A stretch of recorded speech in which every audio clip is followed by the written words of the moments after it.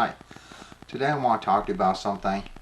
With everything that's going on in the United States right now, with California having rolling blackouts because their electrical grid can't handle it, with coronavirus, people looting, are things going to get better? Probably not. In fact, things are probably going to get much worse. I was reading a story where there was like 1,700 families that had to hit a food bank in Dallas. Things are getting worse. What do you do if they get even worse than this? Well, I'm going to talk about a situation that a lot of people have prepared for, and some haven't. That's if someone takes out the electrical grid, something really bad happens, what do you do?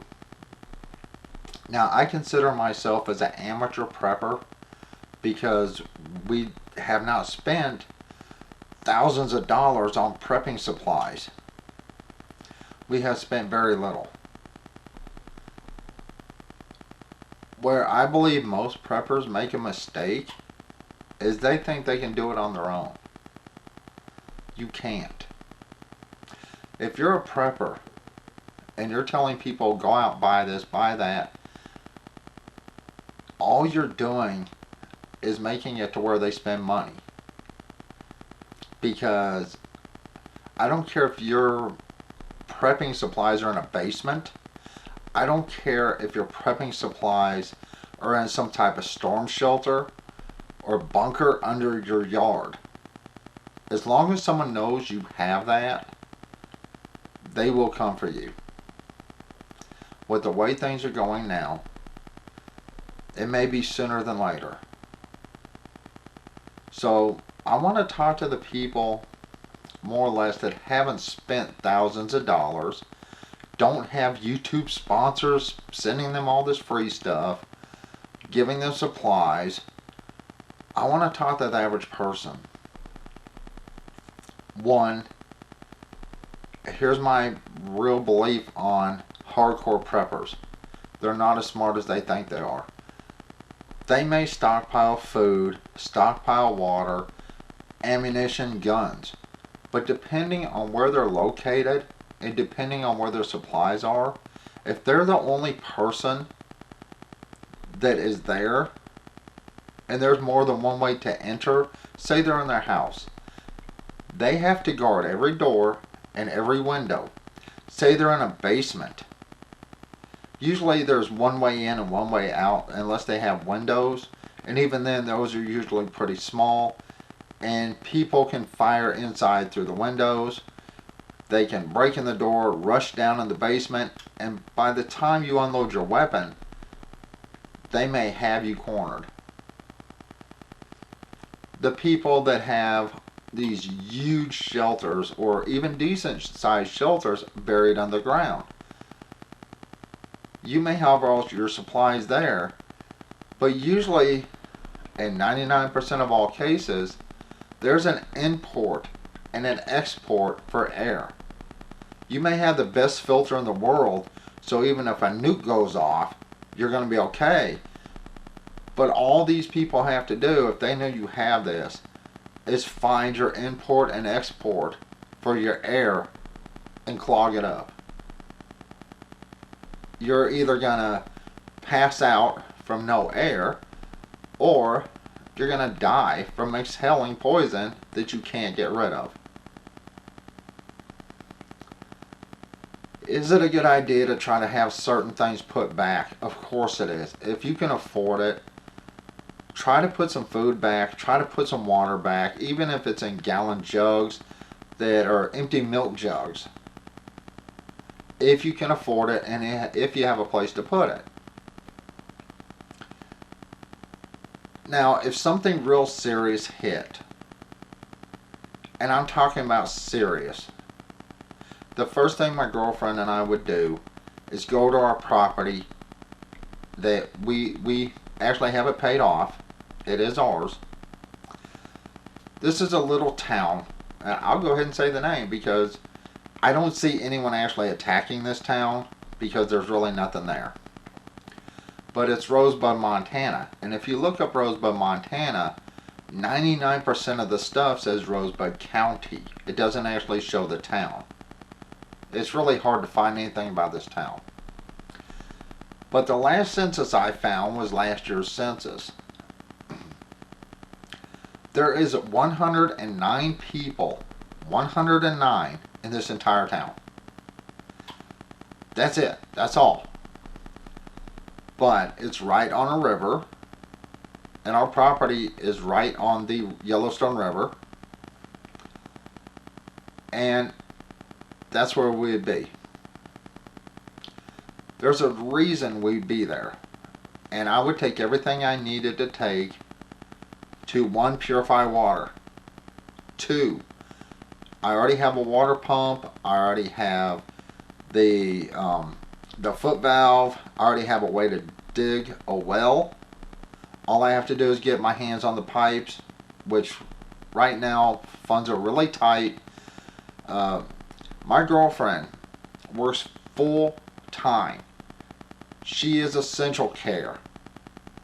She works full time, and she makes less money working full time than these people getting unemployment. I mean, I am serious. But she's essential care. But I'm not going to talk about that. I'm going to talk about, what do you do? If a giant mob is coming, if you have supplies, or even if you don't have supplies, you need people. Here's where most preppers screw up. You need people to help you. Once again, if you're in a house, and even if you have 3 people in that house, and each one has a gun, but you have a house with 10 windows and 2 doors, you can't guard everything. You need people. If you're in a situation with a group of people, I'm going to explain to you how to have a better chance of survival. 1, have the group limited to a certain number. Don't have 5,000 people. That's going to be a problem. Anywhere from 20 to 50 people would be okay, depending on the situation. And I'm going to use Rosebud as an example. There's 109 people there. Okay. Once we get over there, I've never met any of these people. And if I have, it was years ago. Because the last time I was in Rosebud, Montana, I was like 15 years old. And I was only there for a couple weeks. And so, you know, do not immediately follow this so-called alpha male. That's usually some jock that played football in school that had the IQ of a -20. You don't follow someone like that. You follow someone with a strategy. You follow someone with a plan. Would I want to lead? No. What I would do is I would use logic. And you're going, why? How? How would you use logic in a situation like this where people are wanting to kill you, they're wanting to take your stuff, and you have all these people to feed? How would you use logic? It's very simple. If you know of a place you can go with a limited amount of people, this is what you do. Even if you're in a city, you find a group of people. Certain people go out and scavenge. Certain people stay back and protect. Certain people watch the children. Certain people cook. Certain people find water or purify water, boil water. Each person has their own skill set. You use that to your advantage. And once again, I'm going to use Rosebud. It's a little bitty town, but it's right on the river. Alright? For logic reasons, I would tell these people, okay, look, I can do the best I can do. I can keep the food cold. I can keep it from spoiling. We bring somebody with a big deep freeze over. We dig a hole, a big hole. Alright? We dig a root cellar to put this deep freeze in. I can hook it up to my solar and I can run this and turn it off and on to keep everything frozen until it's needed. That would be my job. My second job would be to get clean water if I could get my well dug. Now, if I dig my well and take all the stuff I need to do that, of course I can do it. Then I could bring up pure clean water. You don't want to drink river water unless it's filtered and purified. That's two things that I have a skill set at that I can do. I can keep the food cold that people have. I can get water out of our well because when I'm not running the deep freeze, I can run our water pump. Everything I purchased that would run off our solar setup. Everything that we have will run off my 400 watts of solar, even if it's a short amount of time.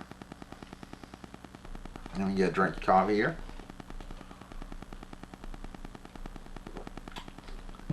Okay, and you're probably thinking to yourself, alright, fine, you have your job. You're going to run out of food eventually. That's not necessarily the case. Once again, you find people with specific skills. You find people that are good at hunting. That will be their job. And because you have a working deep freeze that will keep the food frozen, they can bring back enough food to feed your entire party. You find someone that has some type of small farm or a small garden that they've grown themselves. You get them in your party. That way, they can take other people out of your party and show them how to grow things and help with a garden. You find people that are fishermen with the fishing equipment. They can go fishing. They can catch fish if you're on a river or a lake. If you're not, they can do other things such as collect wood, build structures to help protect you. With the way things are going now, with so many families going to food banks, with so many people fixing to be out on the streets because, even when they were getting unemployment, they didn't pay the rent. That's their fault. That's their problem. If you got unemployment plus another $600 a week, you should have been paying your damn rent. If you didn't, you need to get thrown out. But there are so many people out there that did not get that are going to lose their homes or the apartment they're in. These people are going to be out on the streets. They're going to be homeless. And if you think things are bad now, wait till all these people get evicted. You have certain cities and states people are moving out of because the way they're being ran. New York, California, just a couple that there to name off. People are fleeing the violence in places like Chicago. If this spreads throughout the country, things are going to get really bad and you need to know what to do. And you cannot do it on your own. I don't care if you spent $50,000 on prepping supplies, emergency food, water purification tablets, bleach, whatever. I don't care how much you spent. You cannot do it on your own. You have to have help. And those people are going to need your help. Everyone has a skill set. Use that person's skill set to help your group. I was watching something about California turning people's power off during this heat wave.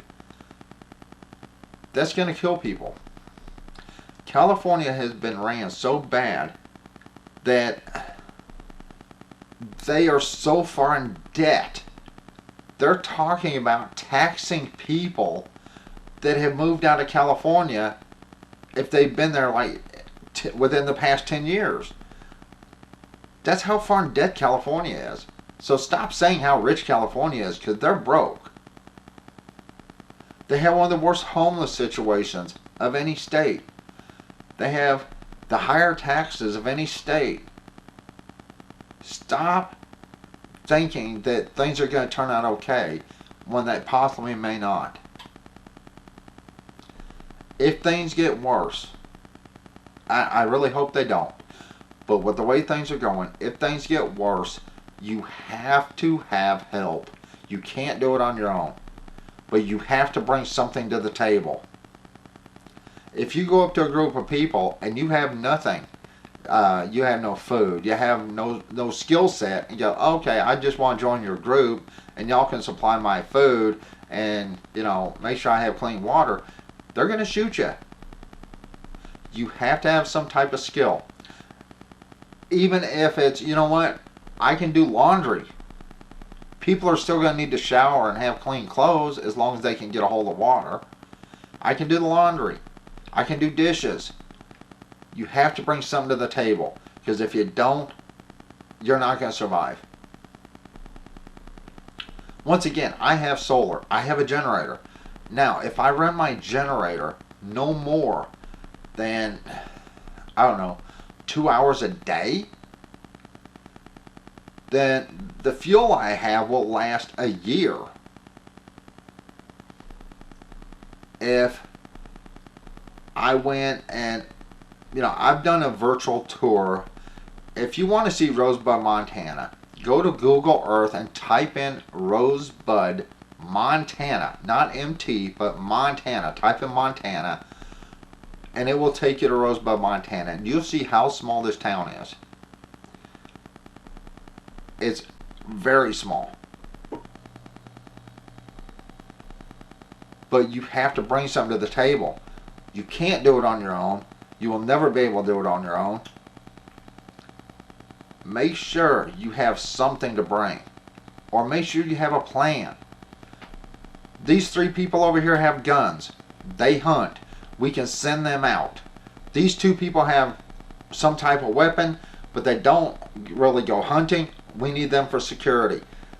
These 3 people over here have fishing supplies. They can fish and help feed people. These people over here, they really have no skills, but we have a guy here that grows vegetables. He can take and train those people. They can help him in the garden to help feed people. If you live in a big city, looting is going to get bad. Buildings are going to be burned to the ground, like they already aren't doing that now. You need protection. Your family needs protection. If you have to leave to go out and try to scavenge for food, your family's there by themselves. And you don't think things are going to be really bad with 30, 40 million more people that are going to be homeless? You don't think things are going to get really bad or be worse with this coronavirus stuff keep constantly closing everything down?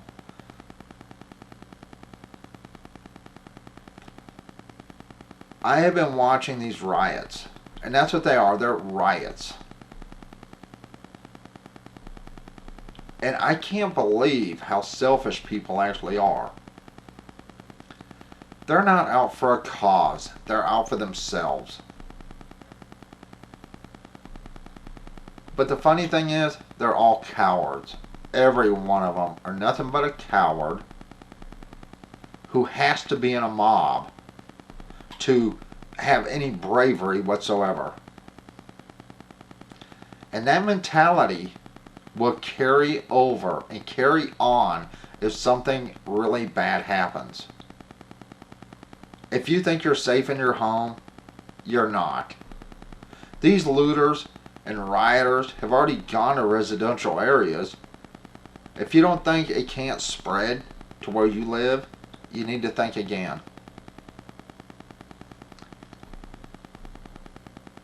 You know, my thing, if you have some solar and you can run a deep freeze, even if it's only for certain times, that's something people are going to be drawn to.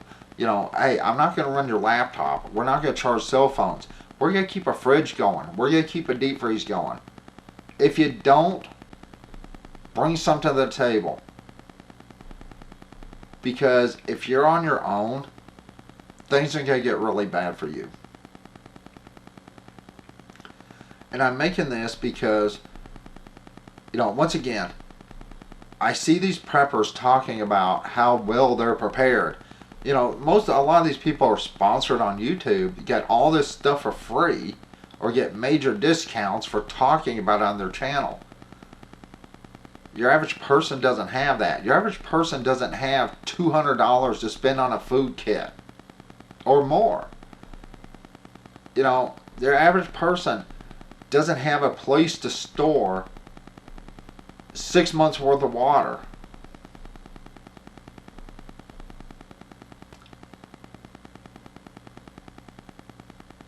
Even if all you had was someone that grew vegetables, and you had no one else that can hunt, you get 25 people together, they could dig a root cellar and shore it up and make sure it didn't collapse. You know, tear down part of a building, you know, the wood, put some dirt over it, put a door on it to store food. That would keep your food good for a while. But remember, on a root cellar, your intake has to go as low to the floor as it can so fresh air can come in to the bottom, and your export on a root cellar has to be higher up. So your cold air comes in here and your hot air goes out the top. So your export has to be shorter, much shorter. So the air will come in and then push the hot air out. If you make a root cellar, it can keep some food good for 2 months, 3 months longer, if not longer than that, good than it would have, you know, stay good at and not in a root cellar. 25 people could dig a root cellar with shovels in about 2 days. A good sized root cellar. Think about what you need to survive. Food, water, shelter. And I know there's a lot of people going, well, I can't survive without my Gucci. Well, you better learn to. I've seen a lot of stories lately where business has been burned to the ground, businesses have closed, stores have been looted. And the sad thing is, I think this is only the beginning. And people just don't understand when they take out a small business. That person isn't rich. You know, you want to take it to Walmart? Hey, fine, whatever, go for it. But when you take it out a family-owned business, you just destroyed their livelihood.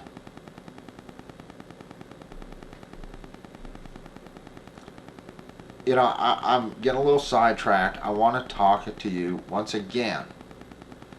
You can't do this alone.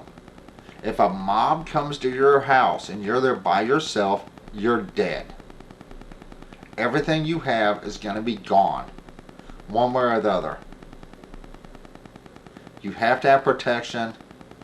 And the thing that ticks me off worse is the law works against people. The laws now are just allowing these violent criminals to do whatever they want and get away with it. It's going to be up to you to defend yourself and your family. It's going to be up to you to be able to feed yourself and your family. It's going to be up to you to make sure your family's protected if you're not there. You have got to have other people. So stop listening to these so-called preppers that have spent $50,000 to $100,000 being prepared because somebody else paid for it. and start listening to common sense advice. Anyway, in a situation, if you're in the city, get some people together. Dig a root cellar in somebody's yard. That way you can store food down there.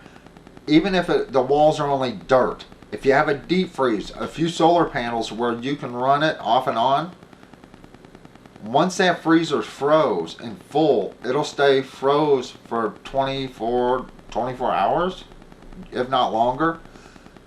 Especially if it's in some type of root cellar. A big hole in the ground with a roof over it to keep the heat out, to where the ground itself can keep it cool, will make that deep freeze work a lot less. Even if you're running it off a generator, you will only have to run that generator for a short amount of time, a couple times a day. As long as the food is kept frozen, then you're good. Think about the area you're in. Think about the situation you're going to be put in if things escalate beyond what they are now. Think about your family. Think about your friends. Think about who you know can help you in a situation when it comes right down to defending yourself against a mob of 100 people that want to kill you and take your stuff or burn your house down. Think about what happens if they take out the power grid. Everyone's food is going to be gone. You know, I'm not going to get into politics on this, but every one of them people that are so-called protesters, that are looting stores, breaking stuff, beating people up, killing people, they're not protesters. They're criminals, and they need to be, actually, they need to be taken out. Because they're putting other people's lives at risk. And that life could be yours.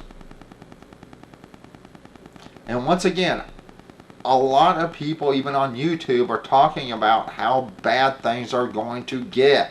That even some liberals are talking about, they think things are going to get worse.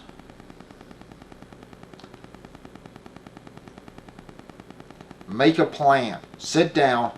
Make a plan. Today, tomorrow. And go, you know what? This guy's right. We only have so many supplies. What are we going to do if people like this come to our neighborhood and they start burning stores down, or they start looting houses? What are you going to do?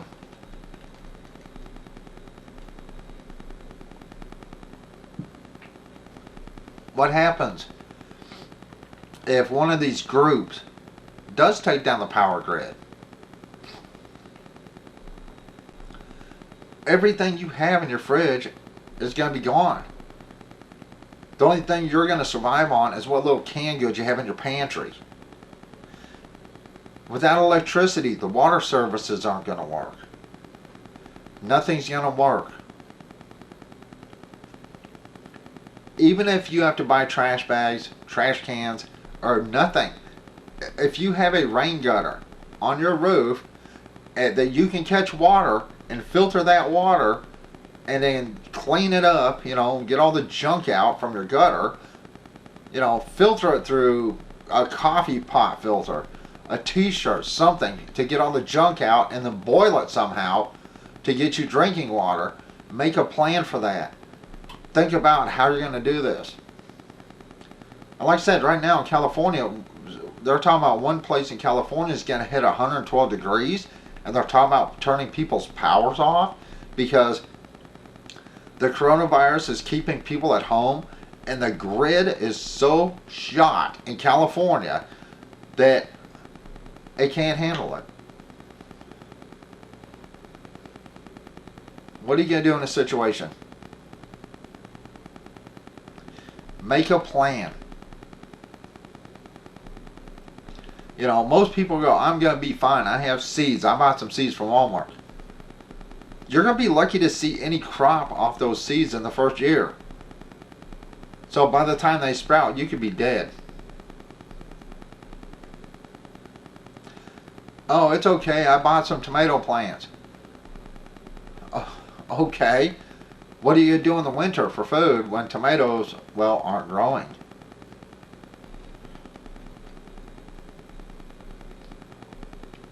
Depends on the area you live, what you need to do. But you need to make a plan. And stop listening to these damn preppers that tell you go out and buy a $1,300 battery pack with an inverter on it, and then you have to buy their solar panels to charge it with, or charge it out of the wall. If there's no power, you're not going to charge that. And that's $1,300. Do you know how much solar you could buy with $1,300? And that includes the batteries. You could buy 500 watts of solar, 600 watts of solar for $800 now. And then the two batteries will cost you $100 at Walmart. And then, you know, deep cycle, dual cycle, not deep cycle, but dual cycle batteries.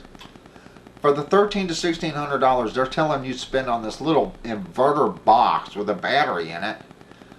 You could get 600 watts of solar easily, if not more, 2 or 3 batteries, plus a power inverter.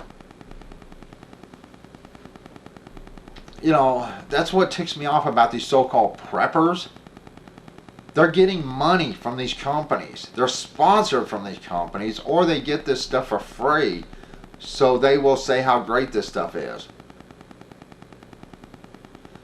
In a situation where you have one of them say, I'm going to use the name Jackery. I don't know much about them. I do know all they are is a battery box with an inverter built in, with a deep cycle battery.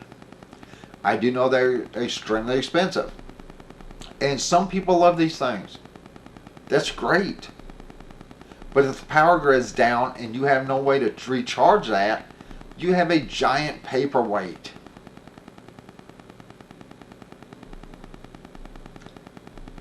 Think about your situation. If you're in an apartment complex and you know your neighbors and you have kids or they have kids, talk to them and say, look, hey, if things get really bad to where we have to go out, let's do this together. I can go out and look for food, supplies, and you can watch the kids, or you can go out and I can watch the kids, or you know, you can stay here and protect the family or whatever. Don't just assume people are going to do this. People are going to follow the person, one that's either an alpha male, and usually they're morons, or they're going to follow the person with a plan. So unless you have a plan, don't expect people to just welcome you. Anyway, this video is super long. I really apologize for the length of this.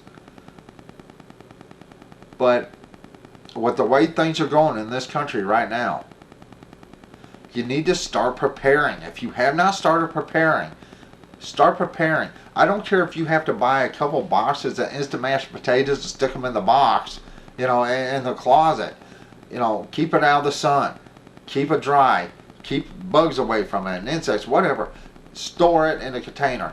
I don't care if you have to put a couple canned veggies back. You do what you need to do. Because if things get worse, one, you may be homeless. And even if you're not, you may not have the money to buy food. And if you don't think the person that lives down the street from you, if they run out of food, they're not coming to your house, you'd be wrong. Even if they're the nicest person in the world, if they have a family to feed, they will slit your throat for what you have in a really bad situation. You all know I'm right about this. Make a plan. Bring something to the table. Have other people with you. Don't try to do it on your own, because you'll never succeed. Anyway, I apologize. This video is super long. I did hook up my large camcorder for this. Hopefully the quality is better. Hopefully the sound's okay. Things are going to get really bad. And I wish it wouldn't, but the way things are going, things are going to start getting really bad. So think about what you can do to survive when this actually gets worse. Alright, that's it. I'm fixing to go. This video is really long. I apologize.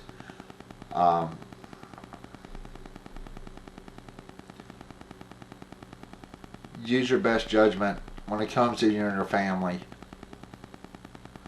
Hopefully, before all this really started, some people already had food put back. I know some of our emergency supplies we've had to already go through, because our local Walmarts, we have 2 of them, and they're out of all kinds of stuff. I mean, literally, stuff we normally buy, they're out of. A lot of canned goods, they're out of. You know, so make a plan. Think about what you can do to bring something to the table. If you have to defend yourself or your family with another group of people against a mob, or against a bunch of punks that are there trying to steal your food, steal your supplies, and kill you and your family. Because that's what's going to happen. Alright, I'm fixing to go. I hope everyone stays safe out there, and I hope for the best. All we can do is hope for the best and expect the worst. That's human nature. Alright, everyone have a good day, and everyone stay safe.